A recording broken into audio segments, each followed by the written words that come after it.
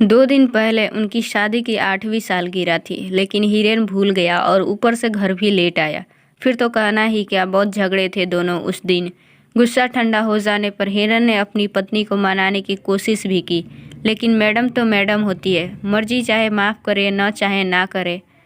शादी के कुछ साल तक तो सब कुछ ठीक था, लेकिन धीरे धीरे प्यार की जगह कड़वाहट ने ले ली और रोमांस की झगड़े ने। अब तो एक दूसरे के प्रति सम्मान के बीच में उनका स्वाभिमान आने लगा था। एक समय था जब दोनों को लगता था कि वे एक दूसरे के बिना जी नहीं पाएंगे, मगर आज वहीं दो प्रेमी एक ही छत के नीचे अजनबियों की तरह जी रहे हैं।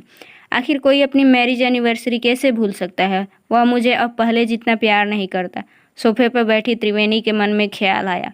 वह अपने पति से इतनी नाराज थी कि पिछले 2 दिन से उससे ठीक से बात भी नहीं कर रही थी।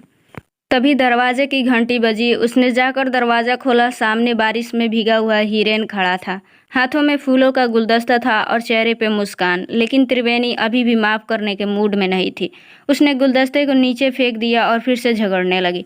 तुम्हें क्या लगता है, इस तरह से मुझे गुलदस्ता देने से मैं बात को भूल जाऊंगी? अगर सच में प्यार करते हो तो दिखाओ, इस तरह से झूठ मूठ का नाटक मत करो।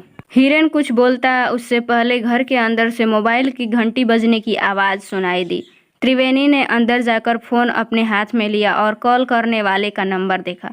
उसे थोड़ा सा आश्चर्य हुआ। वह कॉल हिरन ने ही की थी, लेकिन जब उसने फ़ोन उठाया तो दूसरी तरफ किसी अनजान मर्द की आवाज़ सुनाई दी। हेलो, मैं गुड़गांव पुलिस स्टेशन से सब इंस्पेक्टर विजय सिंह राठौड़ बात कर रहा हूँ। क्या यह हिरेन शर्मा के घर का नंबर है?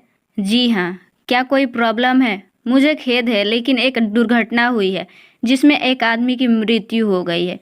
हमें उसकी जेब से एक वॉलेट और एक मोबाइल फ़ोन मिला है, जिसमें आपका नंबर होम के नाम से सेव किया गया है। हमें उसके शरीर की पहचान के लिए किसी की आवश्यकता है। क्या आप अभी सिविल हॉस्पिटल आ सकती हैं? त्रिवेणी का दिल बैठ गया। वह अचंभित थी। उसने कहा, लेकिन मेरे पति तो यहाँ घर पर है, मेरे साथ। क्षमा करें महोदया, लेकिन यह घटना 2 दिन पहले की हुई है, जब वह रेलवे स्टेशन से बाहर निकल रहे थे। त्रिवेणी अपना होश खोने लगी थी। यह कैसे हो सकता है? उसने पहले किसी से सुना था कि कभी कभी आत्माएं इस दुनिया को छोड़ने से पहले अपने प्रियजन से मिलने आती है। अपनी आंखों में आंसू के साथ वह भागती हुई हॉल में पहुंची।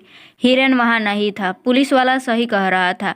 अब उसे पछतावा हो रहा था। हिरन मरने के बाद भी आखिरी बार उसे मनाने आया था, लेकिन उसने गुस्से में आकर उसके साथ घटिया किस्म का बर्ताव किया। कितनी झल्ली हूँ मैं, वह रोती हुई फर्श पर बैठ गई।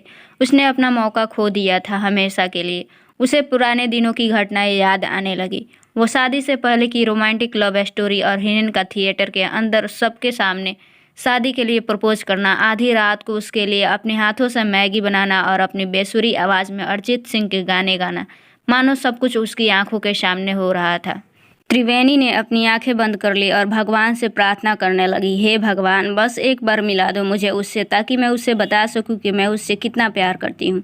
तभी अचानक बाथरूम में से आहट सुनाई दी। दरवाज़ा खुला। हिरन बाहर आया और बोला, स्वीट हार्ट, मैं तुम्हें बताना भूल गया कि आज शाम को ट्रेन में आते वक्त मेरा वॉलेट और मोबाइल चोरी हो गया है।